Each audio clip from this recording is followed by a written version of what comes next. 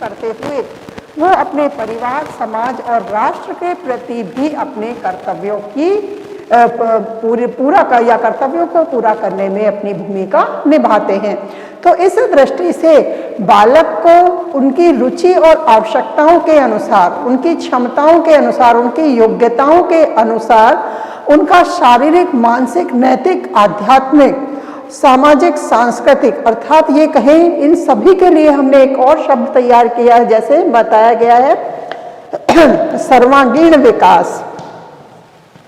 एक यह शब्द इन सबके लिए लिया जाता है। तो संपूर्ण रूप से सर्वांगीण विकास करना, सर्वांगीण विकास करना ही शिक्षा का क्या है, एक वास्तविक अर्थ है। जो सर्वांगीण विकास करते हुए बालक की आवश्यकताओं, रुचियों के अनुसार समाज और राष्ट्र के प्रति या अपने स्वयं के हित के प्रति, परिवार के हित के प्रति वह कार्य कर सके, इस तरह से शिक्षा बालक को तैयार करती है। तो शिक्षा का वास्तविक अर्थ हम इसी अर्थ से लेते हैं जिससे कि बालक का सर्वांगीण विकास संभव हो सके। अब इसी आधार पर जैसे शिक्षाविद अनेक हुए हैं, अनेक शिक्षा शास्त्री हुए हैं, जिन्होंने अपने विचारों के आधार पर अलग अलग, हालांकि सभी का अर्थ कहीं ना कहीं इन्हीं सभी अर्थों को स्पष्ट करता है जो अब तक हमने अर्थ पढ़े हैं शिक्षा के। ये जो सभी अर्थ हमने पढ़े हैं, इन सभी अर्थों को स्पष्ट करते हैं शिक्षाविदों के विचार। फिर भी शिक्षाविदों ने अपने अपने विचारों के अनुसार शिक्षा को अलग अलग शब्दों में परिभाषित किया है। और परीक्षा में, कहें कि एग्जाम में शिक्षा की परिभाषाएं भी पूछी जाती हैं, 1, 2, 3, 4, हो सकता है 5 केवल, जैसे एक क्वेश्चन शिक्षा की परिभाषाओं से संबंधित ही लिया जाए तो वहां हमें 5-6 परिभाषाएं भी लिखनी पड़ जाती हैं। तो इस दृष्टि से कुछ जैसे जो सरल सी होती हैं, जो हम याद भी आसानी से कर सकते हैं, इस तरह की शिक्षा शास्त्रियों की परिभाषाओं को मैं आपको लिखवा देती हूँ, बता देती हूँ। कई शिक्षाविद हुए हैं, शिक्षा शास्त्री हुए हैं, जिन्होंने अपने विचारों के अनुसार शिक्षा को परिभाषित किया है।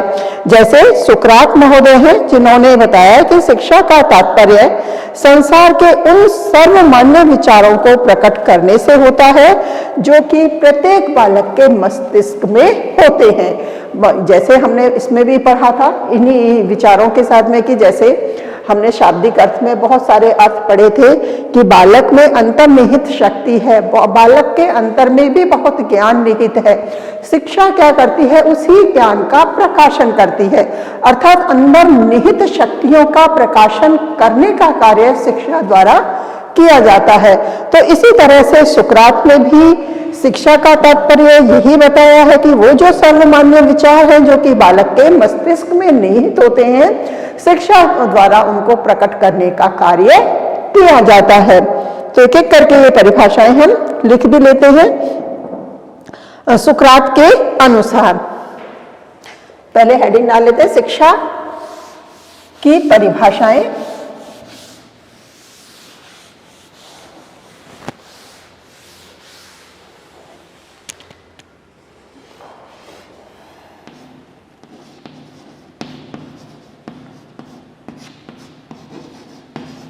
शिक्षा की परिभाषाएं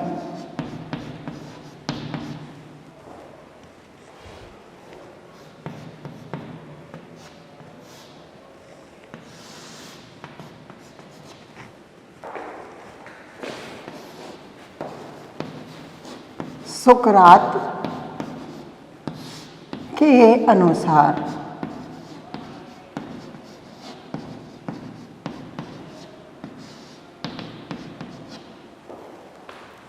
शिक्षा से तात्पर्य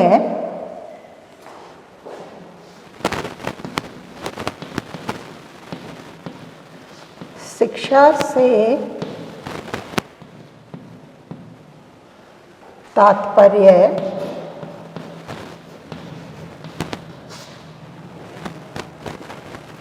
शिक्षा से तात्पर्य संसार के उन सर्वमान्य विचारों को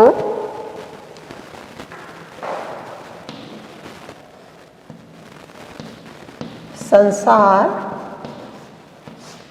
के उन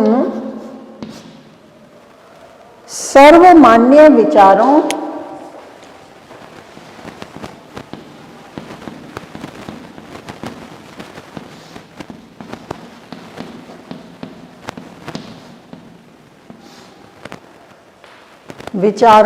को प्रकट करने से है।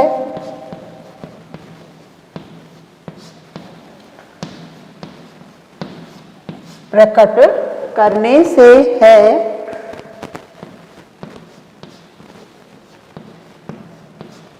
जो कि बालक के मस्तिष्क में निहित होते हैं। जो कि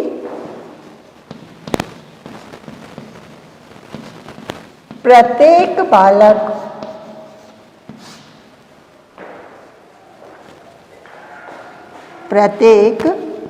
बालक के मस्तिष्क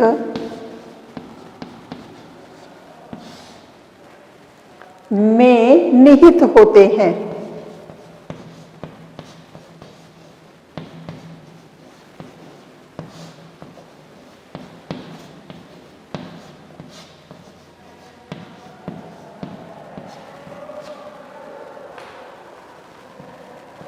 जब किसी के विचार लिखते हैं तो हम इस इन्वर्टेड कॉमा में बंद करके भी बता देते हैं, अंडरलाइन कर देते हैं, उससे अलग से हमारी परिभाषाएं स्पष्ट हो जाती हैं। इसी तरह फॉबेल हैं, जिन्होंने भी शिक्षा को परिभाषित किया है। इन्होंने बताया है कि शिक्षा एक प्रक्रिया है जिसके द्वारा बालक की अंतः शक्तियों को बाहर लाया जाता है। जैसा कि इसमें भी इन्होंने विचारों के मस्तिष्क के विचारों से परिभाषा को संबंधित किया है। अब जैसे शाब्दिक अर्थ में हमने पढ़ा था कि अंतर्निहित शक्तियों का विकास करना ही शिक्षा का कार्य होता है, यह वही शिक्षा है जो बालक की अंतर्निहित शक्तियों को विकसित करे। तो यहाँ जो फॉबेल है उन्होंने उसी अर्थ से संबंधित अपनी परिभाषा को व्यक्त किया है, अपने विचार भी इसी तरह से व्यक्त किए हैं। फॉबेल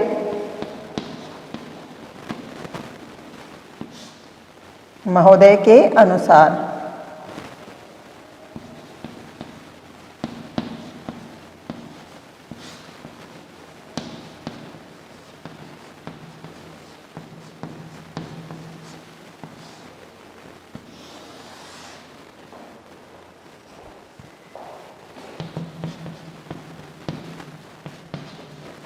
शिक्षा एक ऐसी प्रक्रिया है जिसके द्वारा शिक्षा एक ऐसी प्रक्रिया है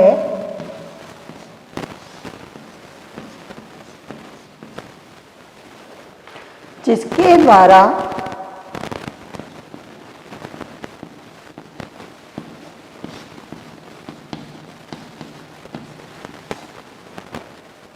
बालक की अंतर्निहित शक्तियों को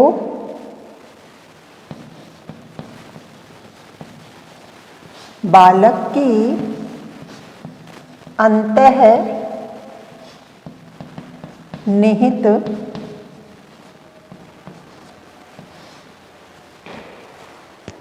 शक्तियों को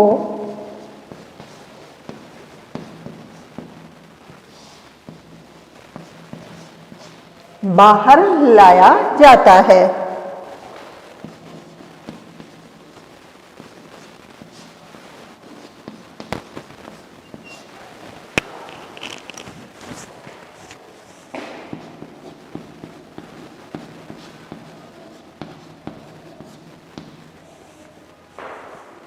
इसी प्रकार से पेस्टोलॉजी महोदय हैं,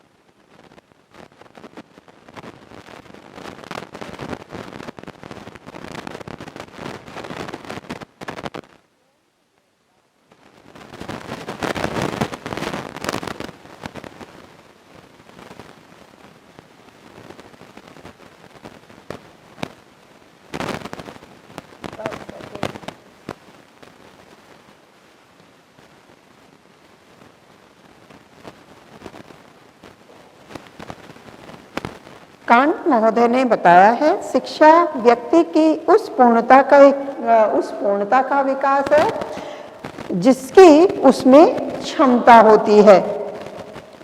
कांट के अनुसार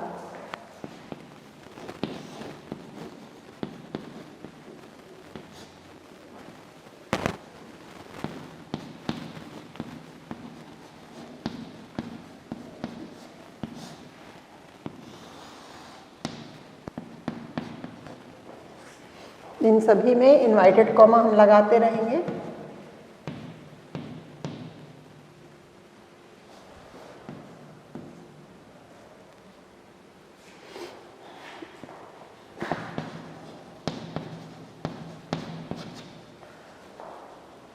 शिक्षा व्यक्ति की उस पूर्णता का विकास है। शिक्षा व्यक्ति की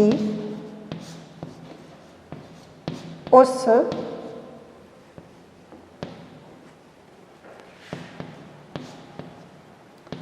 पूर्णता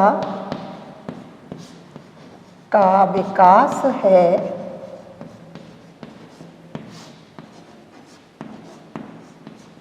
जिसकी उसमें क्षमता है। देखो ये परिभाषा भी वही अंतर्निहित शक्तियों को बाहर लाने के प्रयास को ही व्यक्त कर रही है कि जितनी उसमें क्षमता है उसी का पूर्ण रूप से विकास करना ही क्या है, शिक्षा है।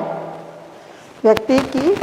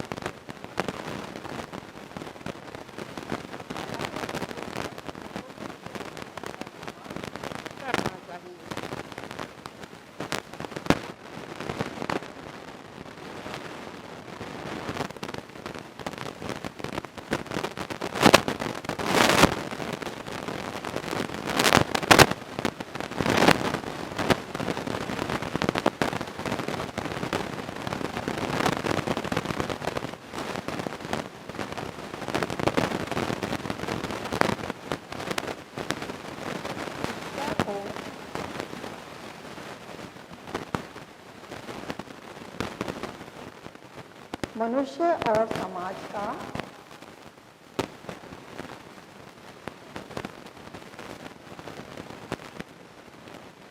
मनुष्य और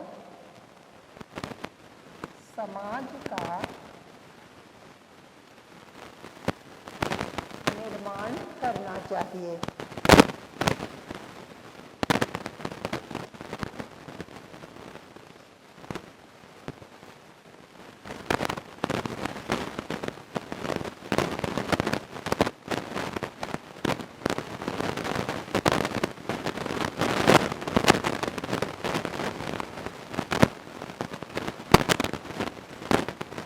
एडिसन महोदय ने भी शिक्षा को मानव के मस्तिष्क को प्रभावित करने वाली बताया है, वही उसके अदृश्य गुण और पूर्णता को बाहर लाने का कार्य करती है, उन्हें प्रकट करवाने का कार्य करती है।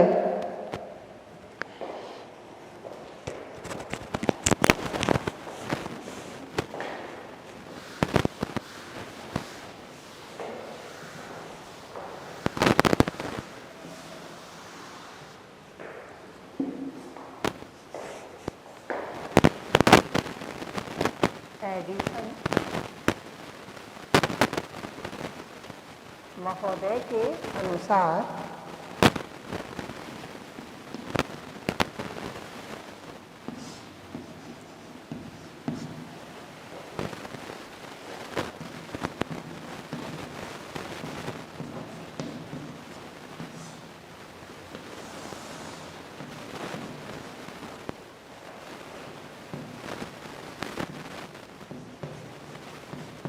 शिक्षा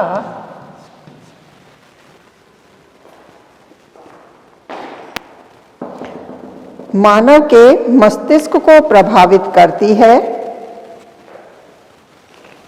शिक्षा जब मानव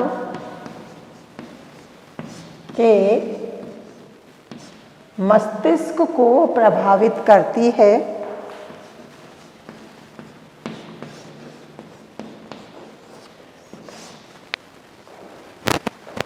मानव के मस्तिष्क को प्रभावित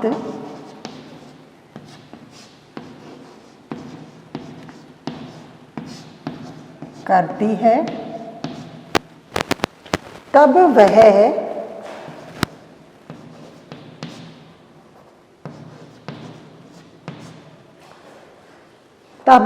वह उसके प्रत्येक अदृश्य गुण और पूर्णता को बाहर लाकर प्रकट कर देती है। तब वह उसके अदृश्य गुण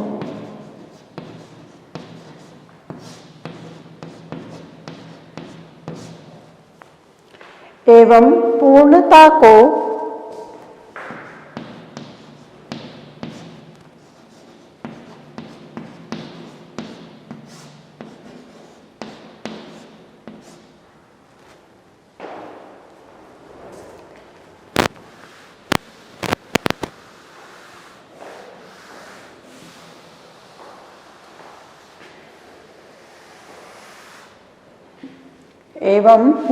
को बाहर लाकर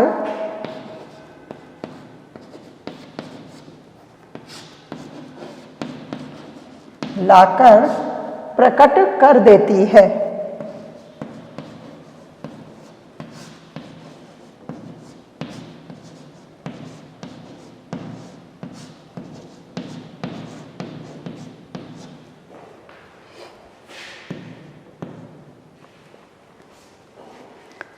इन्होंने भी शिक्षा को इसी तरह से स्पष्ट किया है कि जैसे जो उनमें गुण होते हैं उनका प्रकाशन करने का कार्य ही शिक्षा के द्वारा किया जाता है।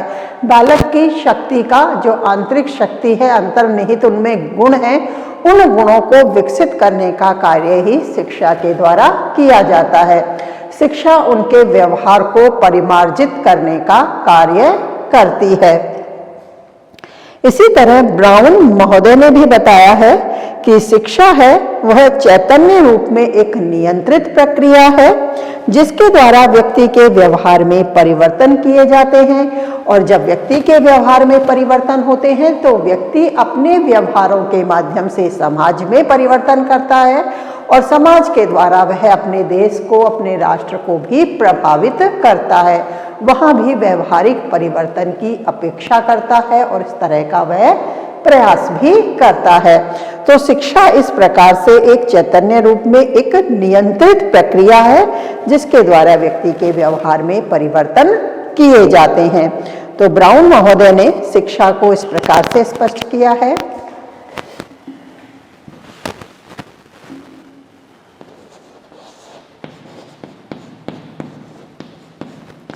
ब्राउन महोदय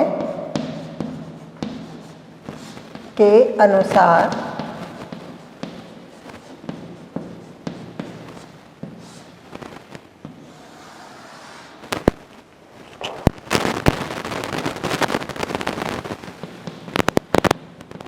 शिक्षा एक चैतन्य प्रक्रिया है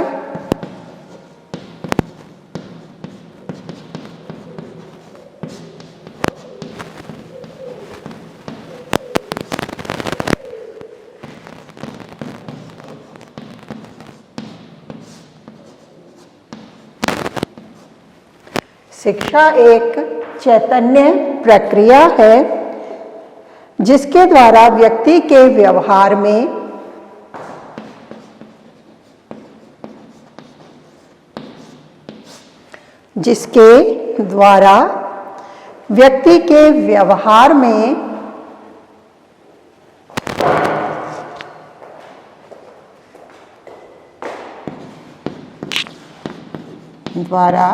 व्यक्ति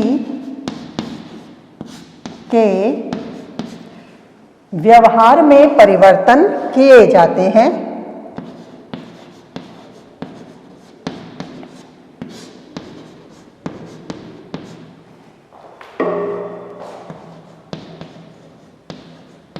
परिवर्तन किए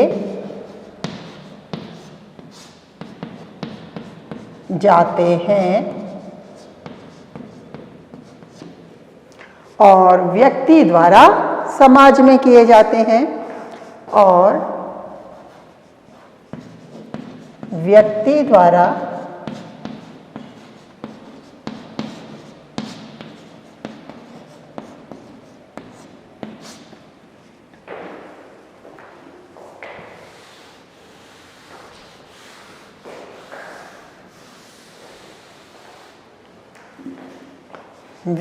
द्वारा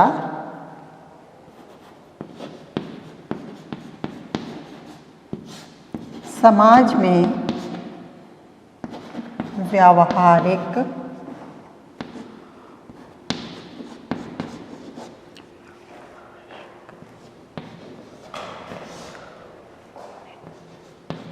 परिवर्तन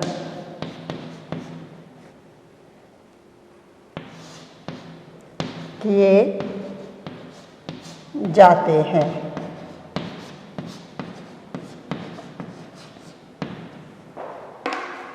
इस प्रकार शिक्षा की जो हमने